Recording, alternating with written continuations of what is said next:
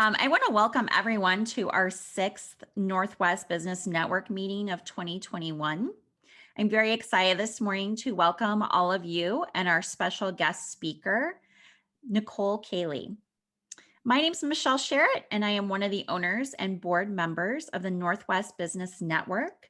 I'm joined this morning also by our marketing director, Rhonda Seelinger, who will be helping us to facilitate the meeting as well. Before we begin this morning, I would like to cover some brief housekeeping items and tell you a little bit more about our network business groups. We are comprised of 5 powerful networking groups. We have the Oakbrook, Naperville, Northwest, Windy City, and North Shore Business Network. Our groups were started back in 2008 on LinkedIn and have grown to be the largest networking groups online. We decided to take the groups live about 2 years ago, and we now have over 332 paid members, and we're still growing even during COVID, and we're very excited about that. I want to tell you just a little bit about our membership. Our yearly membership includes all of our monthly meetings, any speaker fees if we have those, and when we meet in person, it includes breakfast as well at the meetings. We normally meet for the Northwest group at the Schaumburg Library, and we will start back up in-person events starting next month, so we're super excited about that.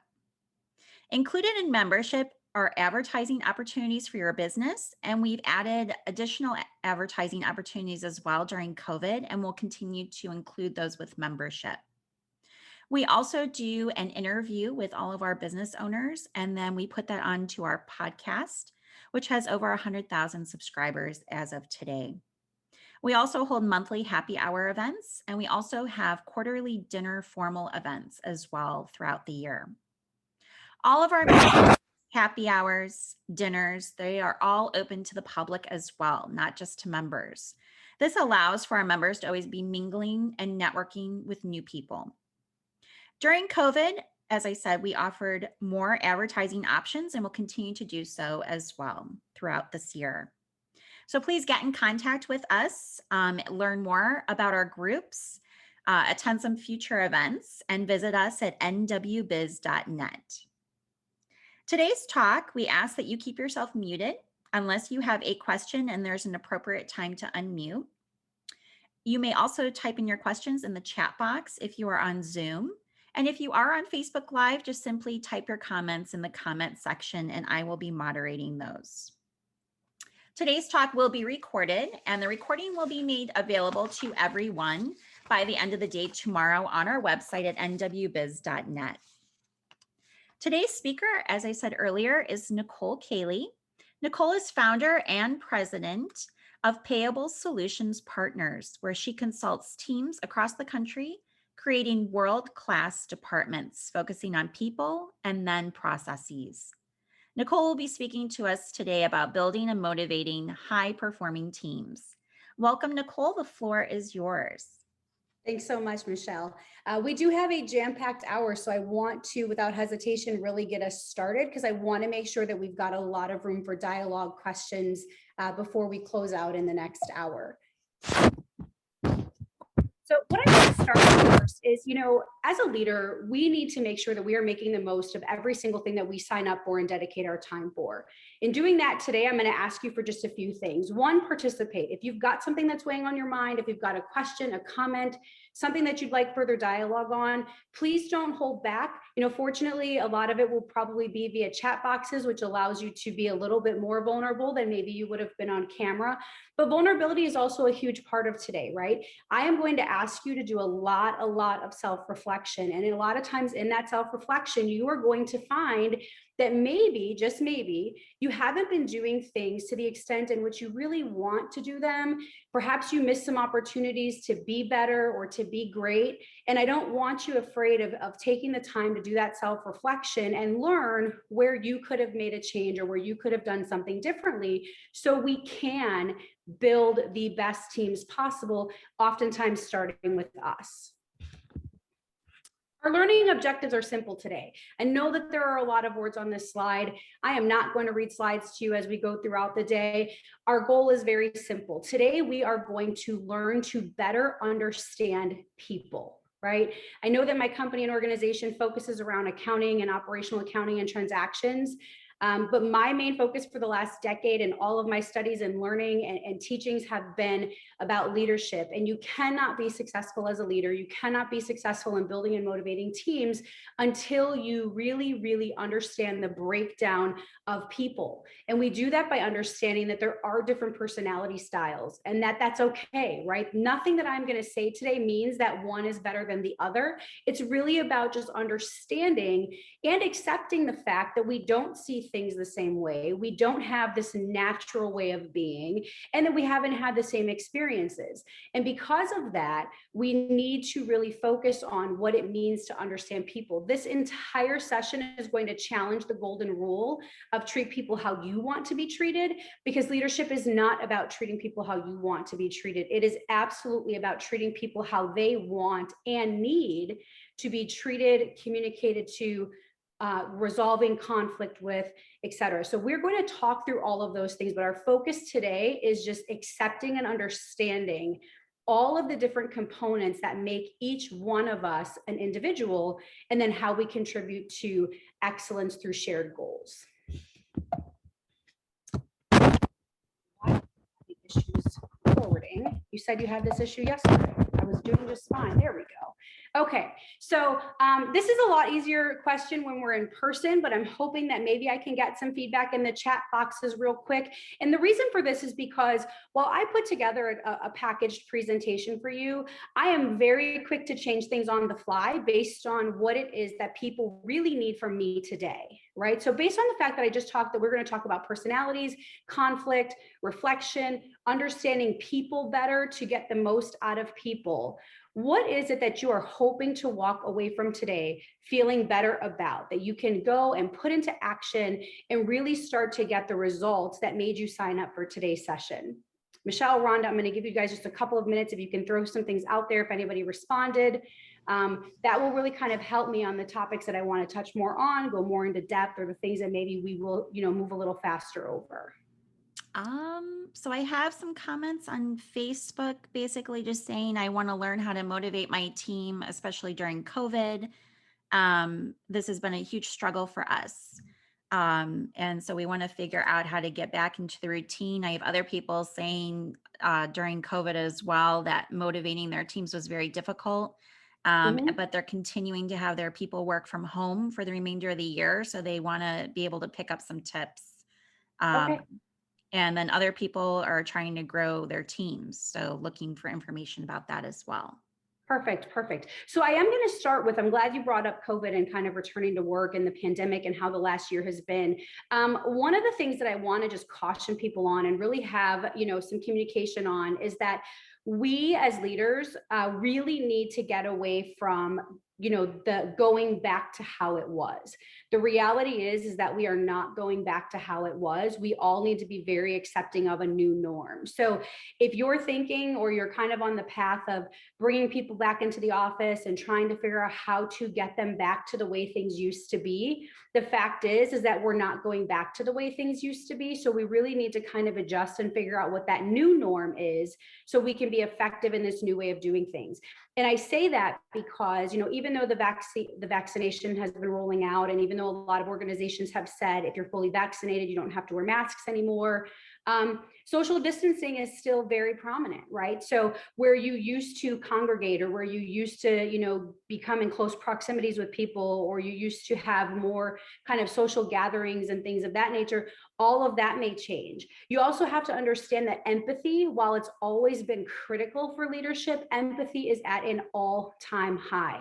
You have to understand, going back into the office, or even figuring out how to navigate if you're continuing to work from home, that everybody right now has very, very different feelings about the pandemic, about returning to work, whether it's too soon, if we're going to have, another kind of outbreak, if there will be different variations. So you have to be very empathetic to the fact that just because you feel okay or you feel comfortable in a certain setting, that everybody else may or may not feel that way. You also have to figure out how to have communications with people who maybe aren't understanding that, right? So maybe you'll have some folks on your team that will really break boundaries because they haven't really paused to think that just because I'm comfortable doesn't mean that the next person is. So as a leader and as someone who's got the responsibility of getting people through this, you need to be able to have what could be sometimes a very uncomfortable conversation, just to let people know that we really need to be aware and empathetic to everybody's thoughts and feelings around the current situation. But my biggest caution is, do not try to take your team back to the way it used to be, just because the way it used to be really isn't going to exist. I mean, I have read Harvard Business Review, after Forbes, after, every possible study that's out there right now. And unfortunately, that old way is just kind of out the window, and we all need to just adjust to a new way, not saying it's a bad way, but a new and different kind of way of how we operate. The other thing is that if you think about how good we've gotten at Zoom, right? In the beginning, people were horrible at Zoom. People couldn't figure out how to log in, how to mute, how to chat, how to whatever. So, you will likely see more Zoom meetings, even if you are back in the office, right? And how to navigate those and how to keep those relationships going and how to collaborate better via this environment than we used to in face-to-face.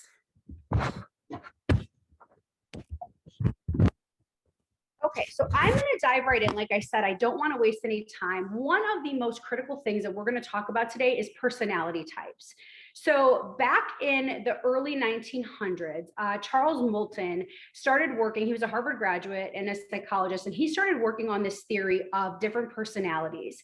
And through about 20 years of his studies, he came to realize and learn that everyone has kind of a center on 4 different types of personality traits. And in 1928, so this is not new theory, in 1928, he published a book that talked about these 4 different personality traits. Now, over the last almost 100 years, we've learned a little bit more, we've developed a little bit more, and we've kind of taken this and blown this up. But I wanted to introduce it in this fashion so everybody knows this is not new. Right? This is something that has been studied now for about, over 100 years, actually, from a study perspective, but published almost 100 years ago, and talking about the 4 different personalities. What makes Charles Moulton a little bit more interesting is that he actually is also the person that developed the lie detector test. So in his early studies, he realized that there was a direct correlation between emotions and blood pressure. And in that, he developed the first ever lie detector test. So it was his creation of the lie detector test that then went into police work and investigations and things like that. And when Charles Lindbergh's son was kidnapped in the 1930s, his lie detector test is actually pretty much the reason that they were able to find his son, because they were using his lie detector test to question perspective, people that they thought might have done it. So very fascinating guy. He only lived about 60 years. He passed away in the late 40s, but if you get a chance to look into him, I highly recommend that you do. But we're going to dive into DISC personalities before we get into conflict and things of that nature. Now, again, I talked over the years, this has really kind of taken a whole bunch of different paths. One of the organizations that does a really good job with DISC is Taking Flight. They decided that instead of using quadrants to kind of break up the D, I, S, and C, they were going to do it in the form of birds, right? So the eagle representing the D, the parrot representing the I, the dove representing the S, and the C representing the owl. Now, again, this is something where if we were in person, I would ask you, tell me characteristics of an eagle. Tell me characteristics of a parrot, a dove, an owl.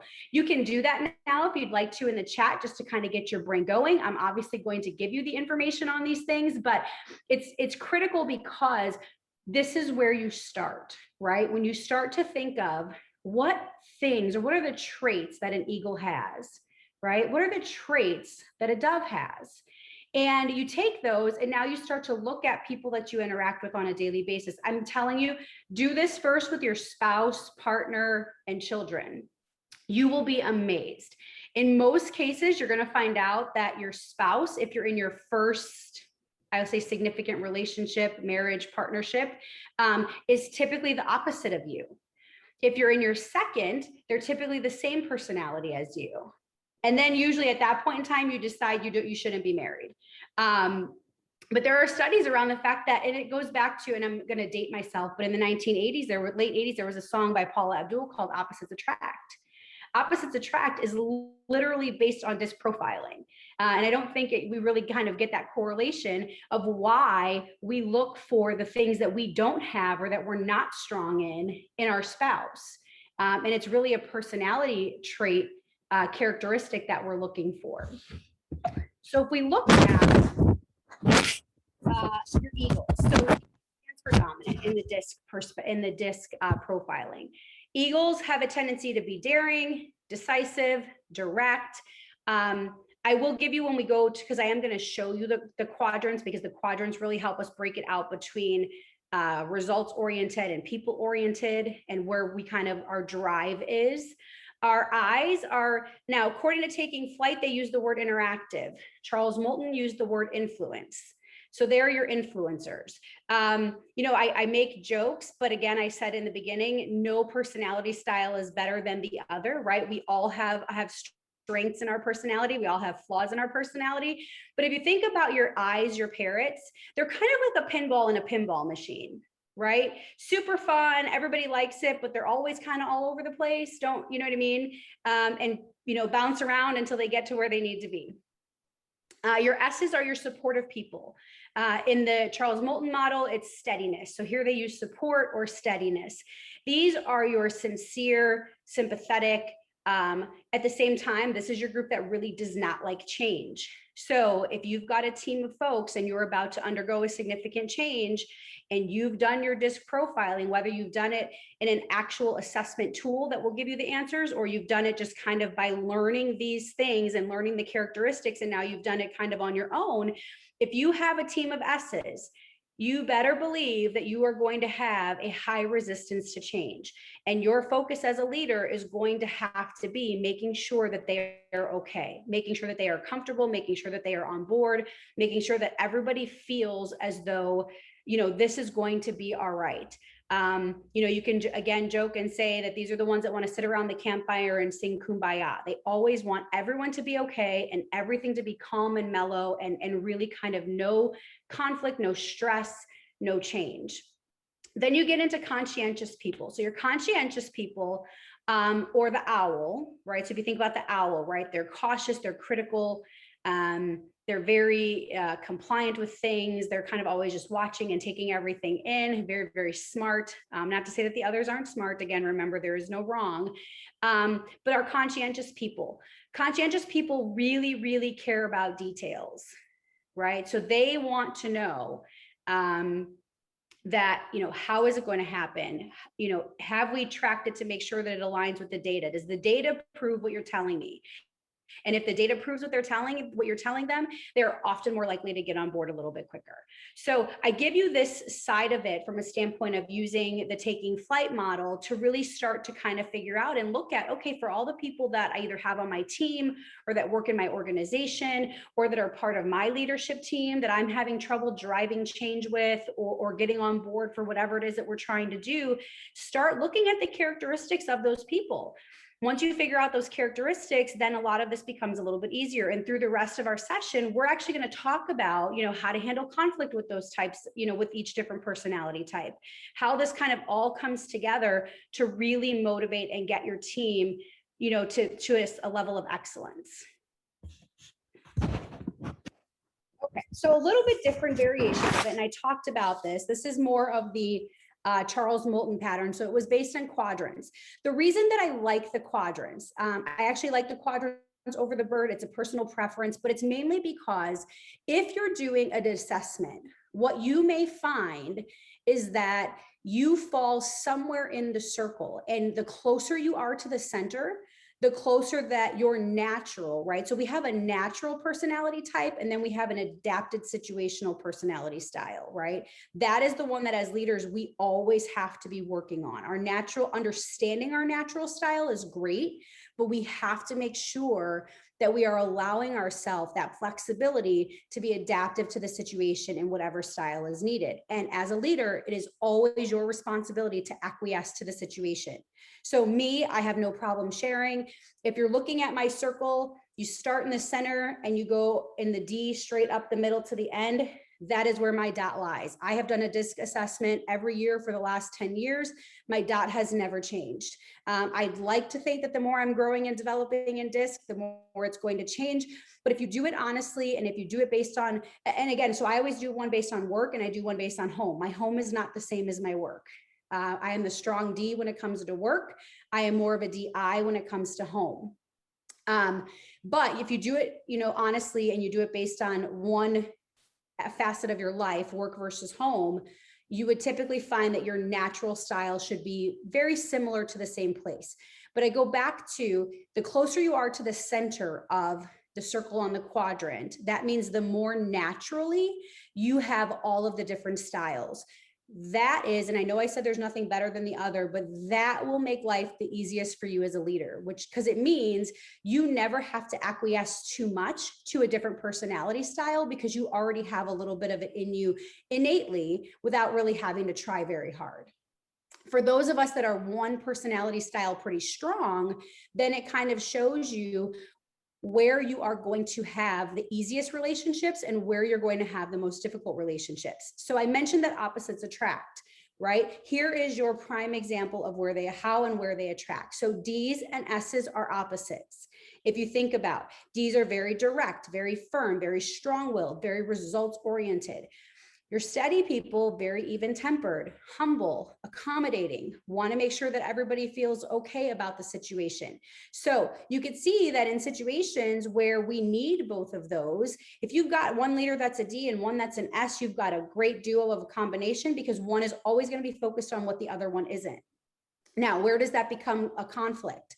It becomes a conflict because oftentimes your Ds will just run over your S's. And if they're not conscious of this, and if they're not putting to practice what we are now learning about personalities and learning that you have to treat people how they need to be treated, then you will always be seen as the bad guy. People will never want to follow you. People never will trust you. And people are never, ever going to put their best foot forward for you, because they simply just don't like you, right? They don't like you. They don't like your style. They don't like the way that you approach things. So we have to understand these things to really make sure that we're getting the best out of everyone. Same for your influencers and your conscientious people. Those are your opposites, right? So your conscientious people are more reserved, typically more introverted, where your influencers are more outgoing, more optimistic, kind of fly by the seat of their pants, just more lively about everything, where C's want to be in the books, looking at the details, analyzing everything, and staying focused. If you think about a personal relationship, I hope I'm not the only one in this situation, but you typically have one partner who loves to go out, right? They like to go out, they like to be social, they want to be, involved, they want to participate. And then you have the other one who probably just wants to stay at home and doesn't really care if you guys go out every weekend, and doesn't care how social you remain with your friends. Think about COVID, right? How do you think your eyes did in COVID? COVID has been horrific for eyes. Why? Because they thrive off social interaction. And guess what? Zoom is not a social interaction for an eye. It may appease them a very little bit, but they would be the ones that were the first ones who were like, how soon can we go have parties in our driveway with lawn chairs? And just so we can interact with people. So this is something to think about. And I go back to that whole new norm, right? Because you also have to think, not only do we have a new norm with people coming back to the office, but you also have to focus on what has this last year done for people, right? Where have they struggled? Where have they lost themselves? I mean, I'm sure you've heard, and whether it's news or social media or online, levels of depression and suicide and divorces are at a high, because being cooped up and having to kind of change the way we lived based on your personality style could have been very, very difficult, because you were just not getting on a daily basis or weekly basis the things that you need to thrive. So again, all the more importance as to why we really understand this. Now, I go back to me being a very strong D, is what they call it. So if you're like towards the line of a certain letter, you are a very strong, whatever that personality style is. The stronger you are, the harder time you have, one, understanding other personality styles without intention, right? So you need to make it an intention to understand other personality styles. And two, you have a harder time getting to that personality style. So again, I said as a leader, it's your responsibility to acquiesce to the other personality styles. If you're a steady personality and you've got someone on your team that's very direct and dominant, how do you match that? Because that's not your norm, right? That's not kind of how you operate on a daily basis. And you have to figure out how to adjust those things. So we're going to talk a little bit about how to use this stuff. And, hopefully you've got questions. I don't know, Michelle and Rhonda, have there been any questions that have come up so far? Because I can pause here. Yeah, I've got a lot. Go for it. One person says, I'm the owner of my business listening to you today. Who within my organization, and then they put titles, should listen to this recording of today's talk or be put into contact with you? So honestly, my answer to everyone regarding DISC especially is everyone. Whether it's DISC or conflict management, I think everyone. And the reason I say that is because I do this with every team I engage with. And one thing that I have found it helps the most is it helps my team. So I've had teams, the smallest team I've had that I've led was 11. The biggest team I've led was 51. And all of my teams say the same thing. This helped me understand you so much better. Right. So not only, and even though I talk about it's my responsibility to acquiesce, it helps them understand. I'm very results oriented. Right. So that's my go-to. I have to practice the people oriented side of me, and I practice it every day to make sure that I get better and better at it. But when I come in and I forget to ask how you're doing and I talk about a project, it has helped them to understand how, why I am the way I am, and not that you don't care about them. Because that's the biggest misconception of people in general, is that we take things personal. And my goal with DISC and conflict management is to depersonalize our interactions to a certain extent, right? I never want to depersonalize things fully, but this will help you understand that you don't need to take things personal. Okay. So I would say everyone. Okay. And then it says, someone said, can you train a leader to change, maybe learn more skills to become, say, dominant instead of an influencer? There are some people on my team that I would love to change. Can you do that? So the short answer to that is yes and no. People are innately going to be who they are. Now, what you can do is you can teach them skills, you can teach them awareness, and you can give them tools for reflection.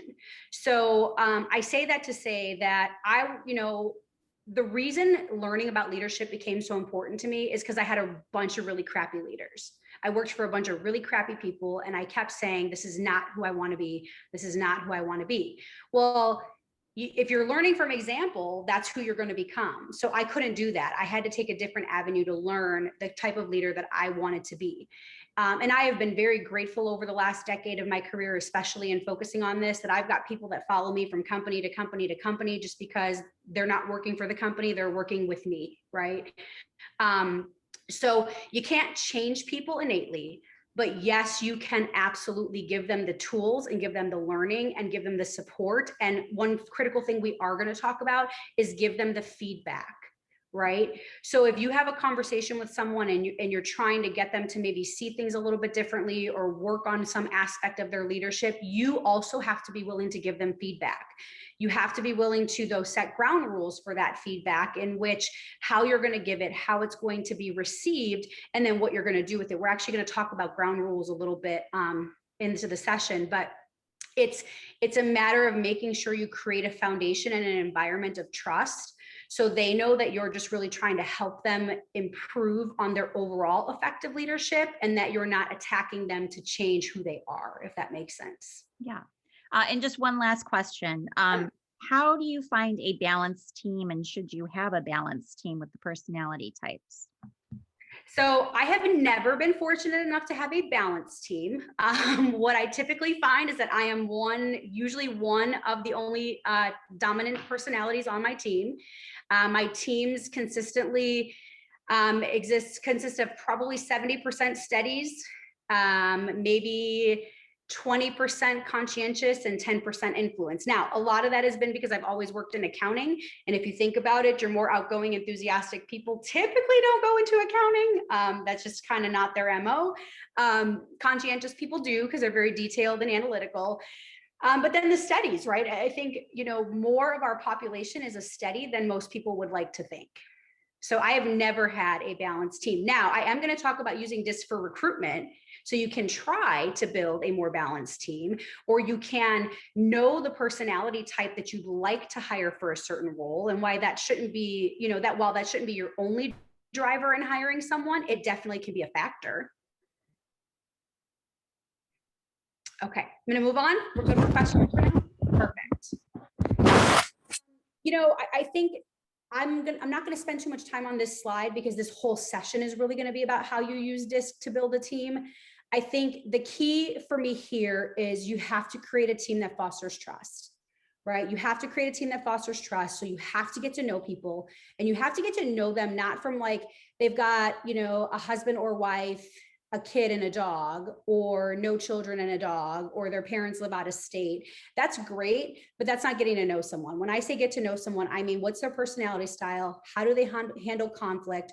What are their goals? What are their drivers? What motivates them? Money is not the biggest motivator with people. I know it's often the easiest thing to believe, but it is not the biggest motivator with people. People will stay with you paying them less if you challenge them and motivate them and support them, and they've got that trust, trusting relationship with you. So, I think that DISC can be used to build a happier work life, right? A happier work life. And here's the thing, while I'm focusing on your businesses right now, please trust and believe everything we're talking about today 100% applies to your personal life. I can't tell you the amount of people that have come to me after, workshops and 3-hour-long sessions that I've done. And they're like, now I know why he or she acts that way. And now I know not to take it personal. And now I know how I'm going to handle it going forward. So all of this can apply not only to your business life, but also to your personal life. So I talked about recruitment. Here's the thing. You absolutely can use a DISC personality assessment as part of your application process. I know a lot of times you'll do an application, and then if a company is interested in you, they may ask you to do assessments. You can do them at that point, or you can do them up front. And you can do them up front, not by asking like the normal 50 questions that come in a full assessment, but by asking, a handful of questions that will really give you an insight as to whether or not what personality style is the natural. Because remember, we're working on our adaptive situational style, but everybody has a natural style. And their natural style is going to help you learn, how are they going to behave in certain situations? How are they going to take on change?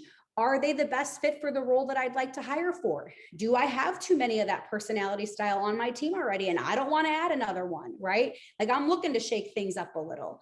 So you absolutely can use this as part of your recruitment process, right? And again, whether you do it at the application process, or maybe once you've narrowed your candidate pool down. If you want to do it once you've narrowed your candidate pool down, at that point, I would recommend doing the one where it's like an online extensive questionnaire one. Depending on your situation, you can get them for free, or you can get them at a pretty nominal cost, maybe $15 each, and you can have it done that way. One thing we're really not going to get into today is emotional intelligence, but I do know that there are packages that will allow you to do a DISC assessment and an emotional intelligence assessment together, if you're looking to do that. Emotional intelligence, I'm doing tons of sessions on that right now, is so critical right now, especially as we're working on this returning to work, new norm, how everybody's feeling about the last year and where we're going and things like that. So those are just things that you can look into if you're interested. Okay, so I want to do a little bit of practicing here. And this is going to be a little bit difficult because we are doing things more via a chat. So Rhonda, Michelle, I'm going to absolutely need your assistance here.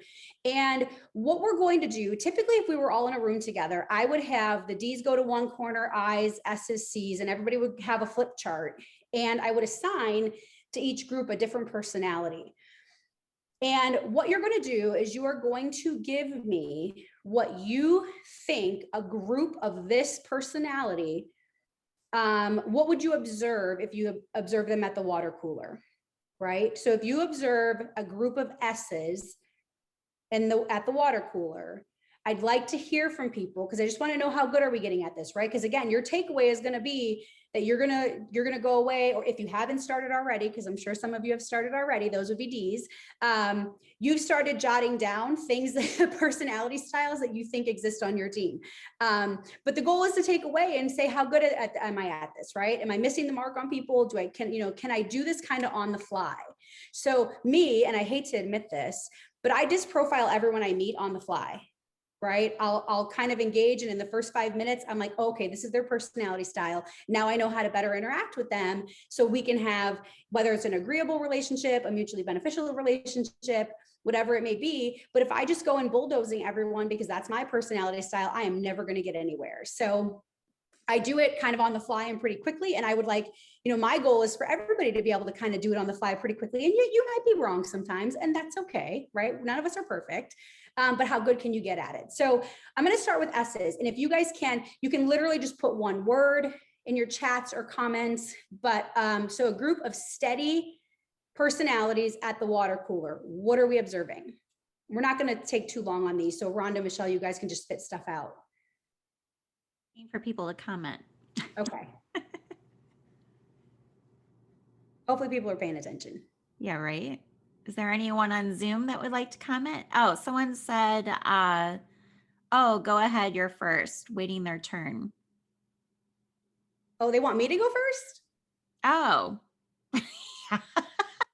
No. That's not how this works, people. I know how to do this. I know how to do profiling. I think she's saying like they're more passive. Like you go. Oh, okay. I got you. That's the observation. Great. No, that's perfect. Yes. No, you go. It's okay. I'll wait. Absolutely. Right? They're the ones that are making sure the water is cold enough. They're the ones that are making sure that there are enough cups in there because they don't want anybody upset about their interaction at the water cooler, right? If there are folks there, they're checking in with people, they're making sure everybody's feeling good. If somebody seems to be distressed, they're jumping on that to figure out why and how they can make it better. Make sense? Mm-hmm. All right. Oh, I meant to start with C's. Whoops. So, all right, C's. Now we'll talk about C's. So your C's are your conscientious, analytical people. What are we observing at the water cooler? Let me see. People talking about reports and due dates. That's good. They're watching others. Yeah, paying attention, just standing by and watching. That's all we got. Rhonda, do you have anything in the chat? Oh, quiet. Would they? Yeah, I'm sorry, go ahead, Michelle. I said, would they be quiet? It depends, right? So I think that if they're standing there trying to figure out how a water cooler actually works, they could be being quiet until they start to discuss how all of the inner workings take place to get you cold water at an instant and hot water at an, who knows. But yes, a lot of times it's more of the talking about the facts and figures of the day. They don't really care about people, how's your day? How are you doing? Definitely not that side of the world. It's usually all about work, all about making sure the thing is functioning properly, and then they're done. What about our eyes? So our eyes are our influencers, our parrots, or as I like to say, our pinball machines. What do we observe with our eyes at the water cooler? They're observing everyone and how they look, connecting on a personal level, saying, how was your weekend? Gossiping. Correct. That is the key word for an eye. And again, no offense to anyone if you're an eye, but your eyes are your gossipers. So I go back to, when you're looking for recruiting people on your team, if you've already got a nice slew of gossipers on your team, you may not want to add another one. Not to say that every personality style doesn't gossip, but studies have shown over and over and over again, your eyes are typically the ones that start it or the ones that keep it going. And it also says moving the conversations along. Yeah. And they're also the ones that are going to be there the longest. Mm-hmm. Right? Because it's like party time at the water cooler. It might be Monday and they're already planning the weekend, right? With everyone trying to figure out what everyone is doing. Okay, now let's see how good you guys are with the disc. So your dominance. What's our observations with the water cooler? Trying to control the conversation, moving the conversations along, bossy.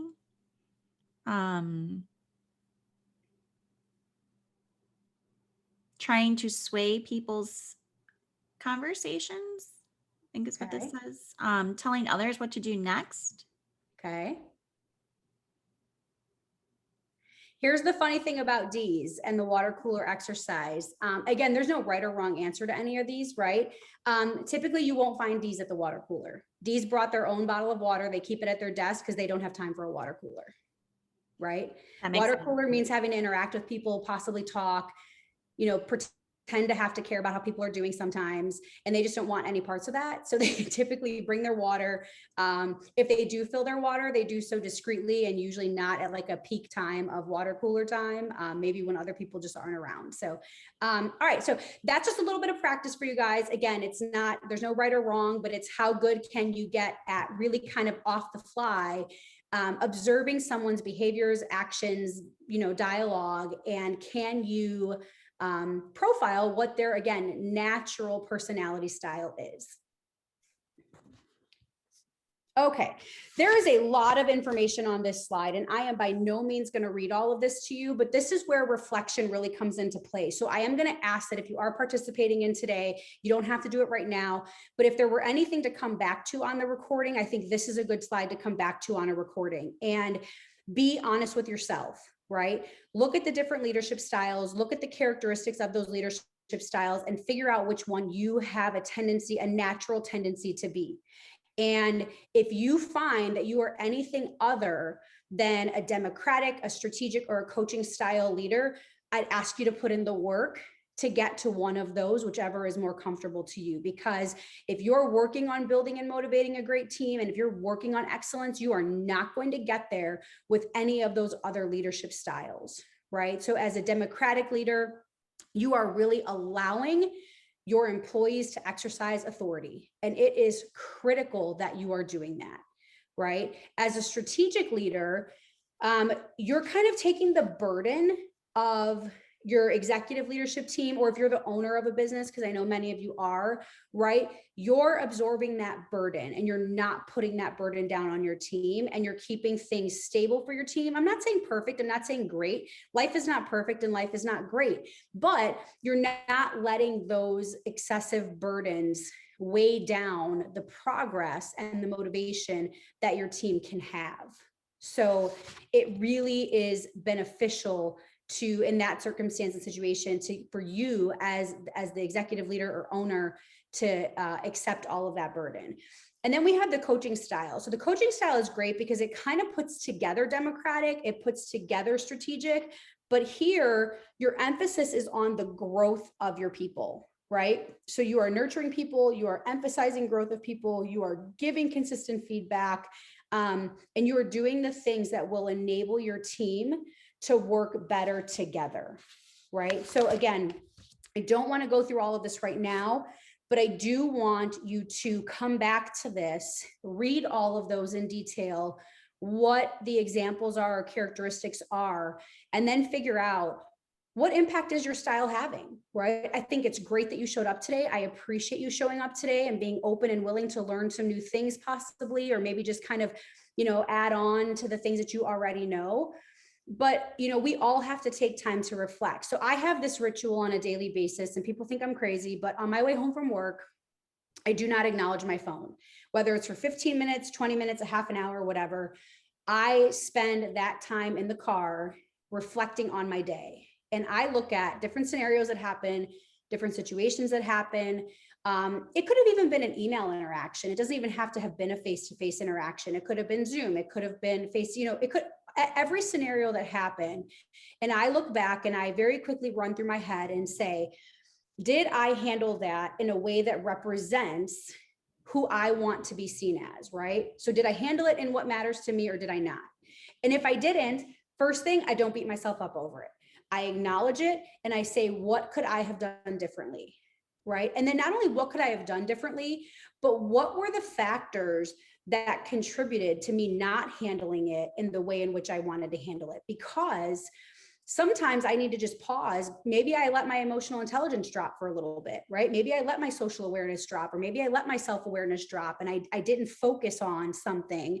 And I have to remind myself that if I'm in a high stress situation, or if I've got a lot of deadlines on my plate that I'm just trying to juggle and manage, I can't let that boil over to how I have a reaction or an interaction with someone or a communication with someone. And I really need to make sure that I'm doing things in the way that represents who I am as a leader and who I want to be seen as. So, take that time. And again, if it's on a daily basis, I do it every day in the car. You can do it in the shower. Am I the only one that has some of my greatest thoughts in the shower? I swear I have my greatest thoughts in the shower. So I always leave my phone close in case I need to reach out and hit the record button, and I just talk to myself so then I can remember later, because hands down, if I don't, when I get out of the shower, I'm going to be like, what was that great idea I had while I was in there?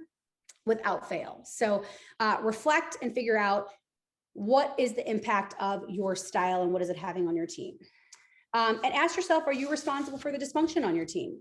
Right? Who is sinking your boat? Fact of the matter is that at any point in time, you've got 30% of the people on your team sinking your boat. 20 to 30% of the people. These are actively disengaged people, right? What do actively disengaged people do?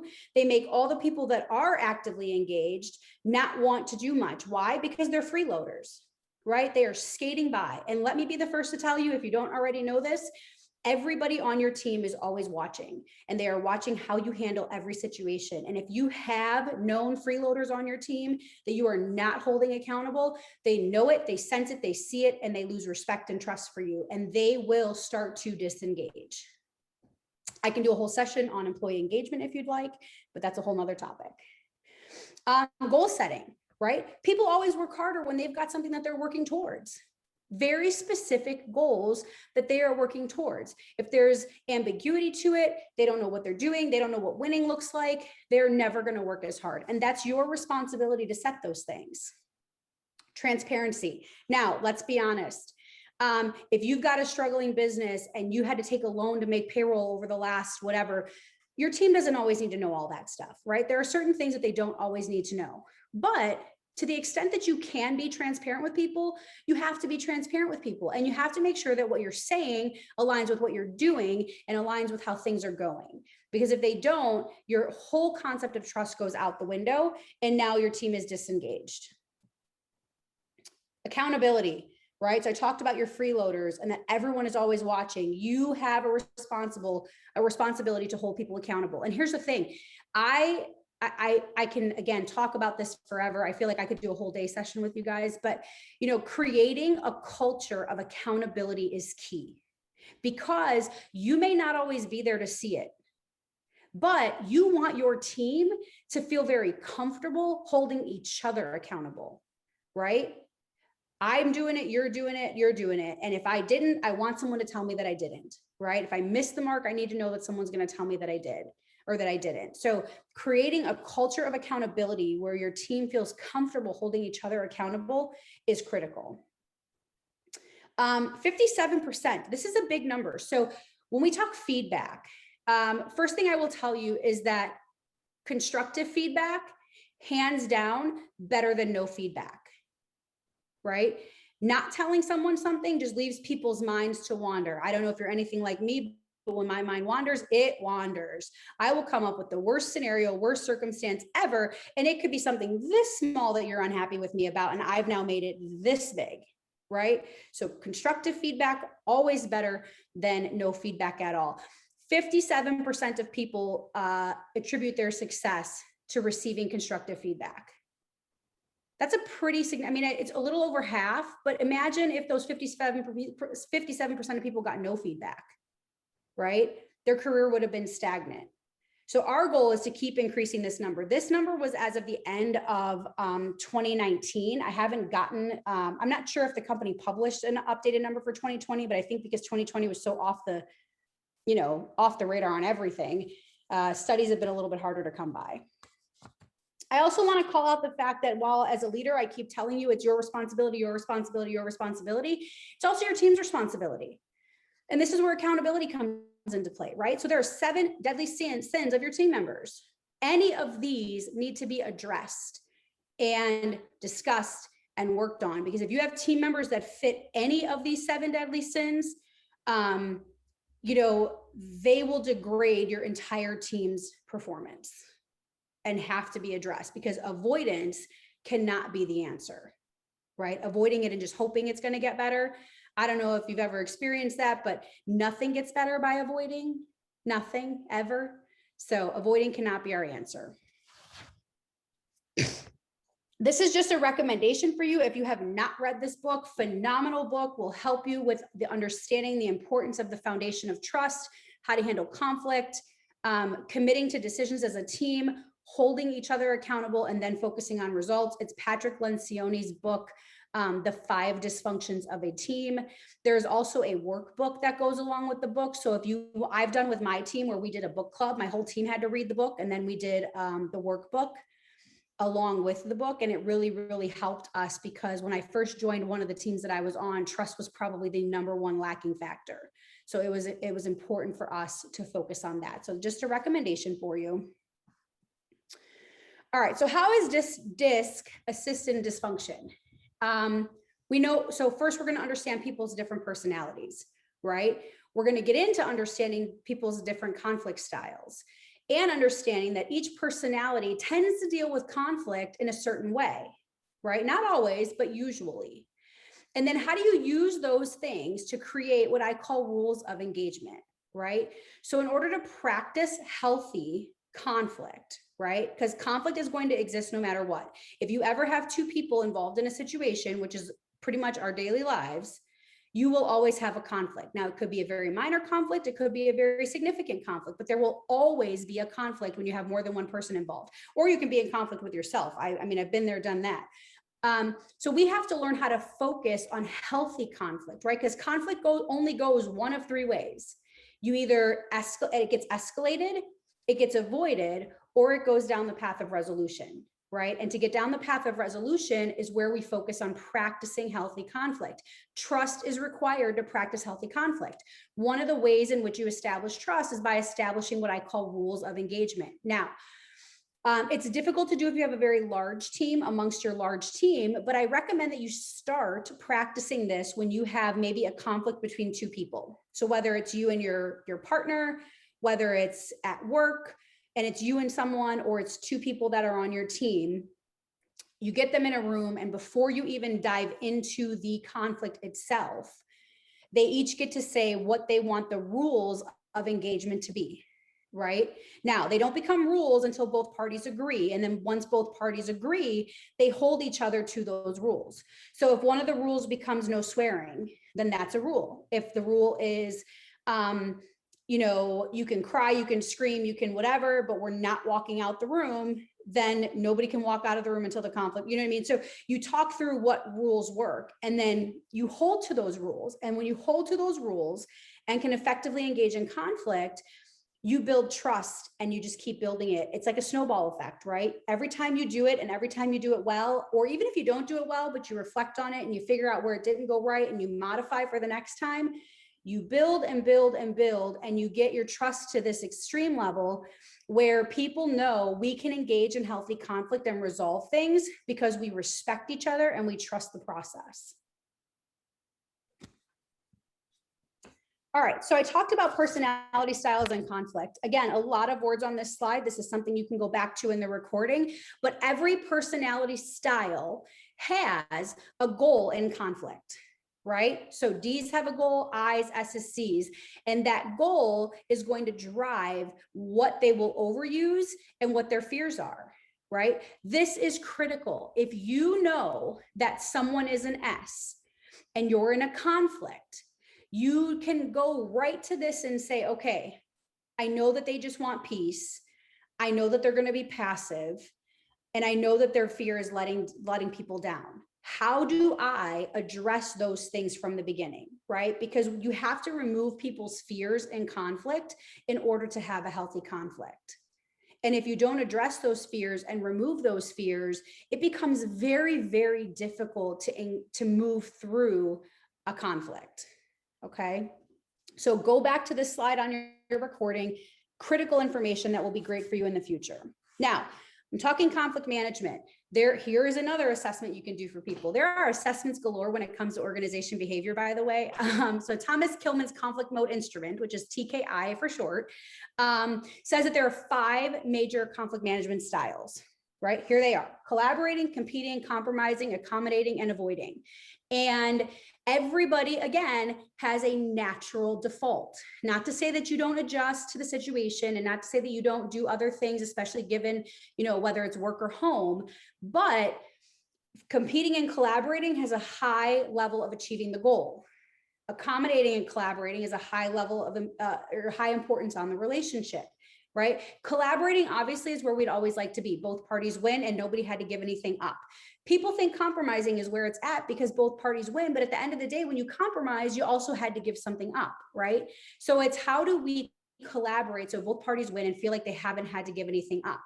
But then you may have accommodating, right? So women, and I'm not picking on women, of course, I'm a woman. I feel like women accommodate most in the example of, what do you want for dinner? I don't care, right? Where do you want to go to eat? I don't care. Why is that? Because it doesn't matter as much to us as it does to you, right? And on the days that it does, so if you're like me, every now and then I will hands down know exactly where I want to eat. On that day, it matters to me that that's where we eat. Every other day, I could care less, right? And it's just because I know it's more important to you and you're just asking me to be nice, right? So that's an example of accommodating and how it's not necessarily a bad thing. It becomes a bad thing when you do it over and over and over again, which your S personalities have a tendency to do, right? They have a tendency to do it just to keep the peace, not because they're really okay with it. So you want to make sure that you're not overusing that accommodating if it's kind of at your own sacrifice when you actually do care about it. Okay, again, a lot of words on a slide. There is no reason to try to read all of this. I promise you, this is another personality style. It's called the Myers-Briggs type indicator. And this really breaks out. Your first letter is, are you more of an extrovert or an introvert? Your second letter is, how do you prefer to take in information? Do you want to sense it or is it more based on your intuition? Your third letter is, how do you prefer to make decisions? Do you make decisions primarily off of thinking, so critical, or are you more of a feelings person? And then your fourth letter is, how do you prefer to live your outer life? Do you judge or do you perceive? And based on your combination of letters, if you were to do the assessment, you would get yet a different personality style assessment. And again, there is a ton of data that you can look at that will support you on these different personality styles. What we want to focus on right now is how it relates to conflict. Right. So Damian Killian and Danica Murphy, they came up with a theory that says the last two letters will determine, are very strong indicators of your conflict style, management style. So if you've never done a DISC profile, but you have done an MBTI, then use your last two letters to help you figure out what your conflict style may be. And again, it's not 100%. We all kind of adjust and adapt. And the more we learn and grow, the more we change.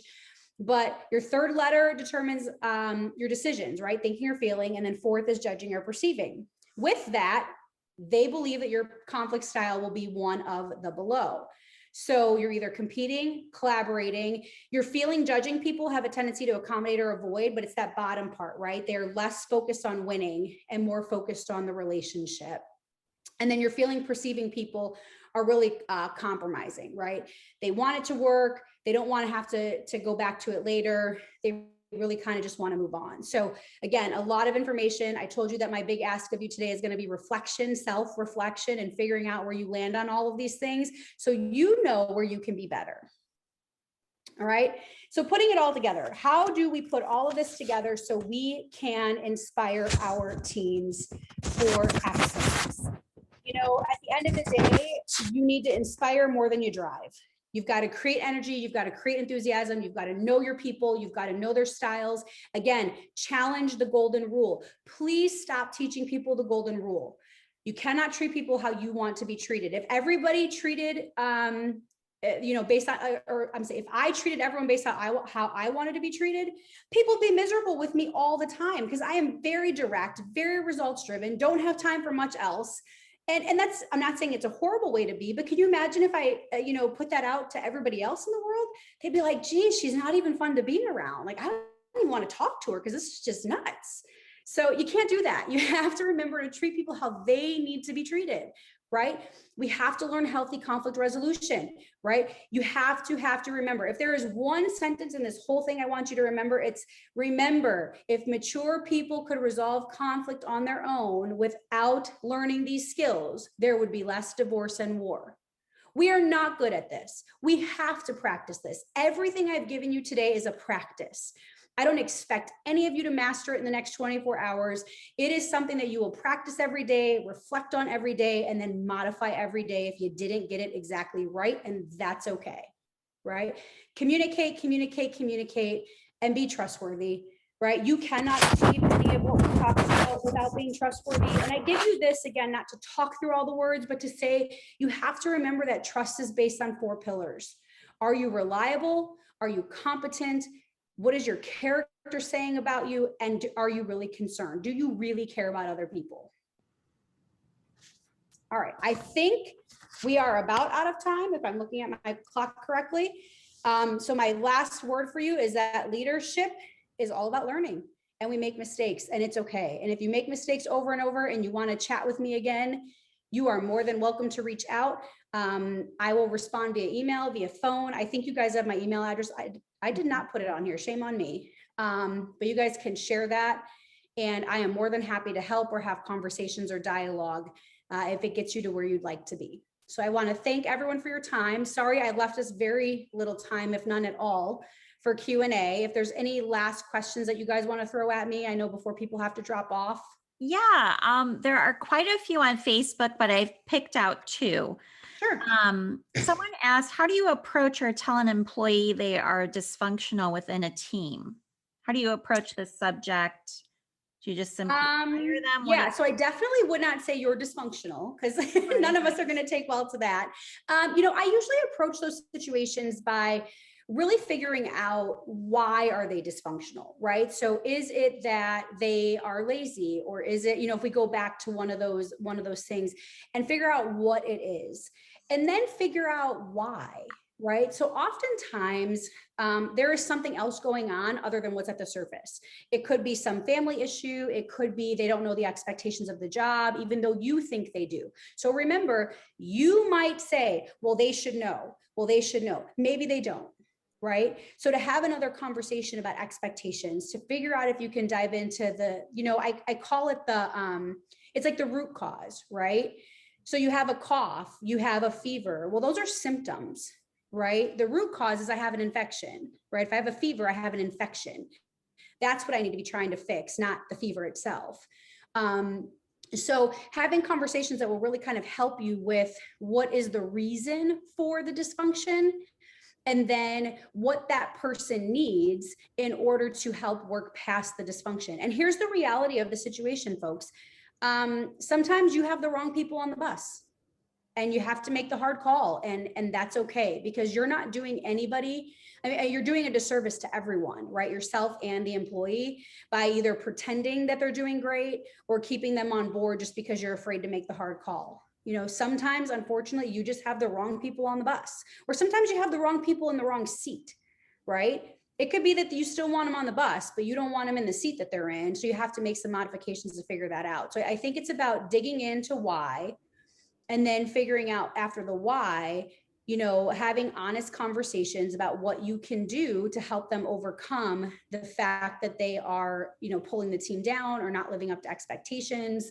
But you have the responsibility of holding them accountable. They need to know you're serious. Okay. So that's where setting the expectations comes into play. Okay.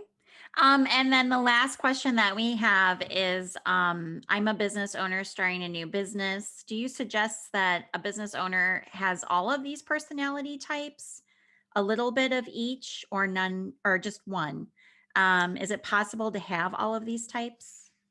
It's definitely possible to have all. I don't know the size of your business and how many people you plan on hiring. I think it's great to have a variety, and whether that's a variety of personality types or experience, I think that, diversity is necessary. It's not even key, it's necessary. I think that depending on your business will drive, what personality type you have more of. If you're a marketing company, You probably want people that are a little bit more outgoing, a little bit more kind of creative in their thought process, things like that.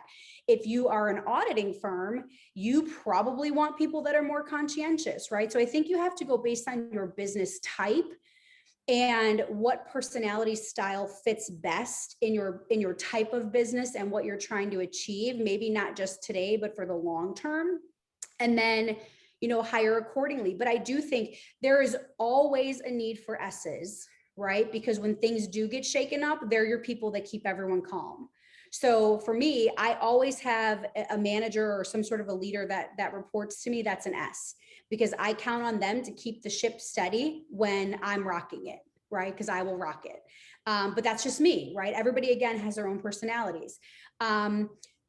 Conscientious people, I would say if I was going to, in accounting, it's important, right?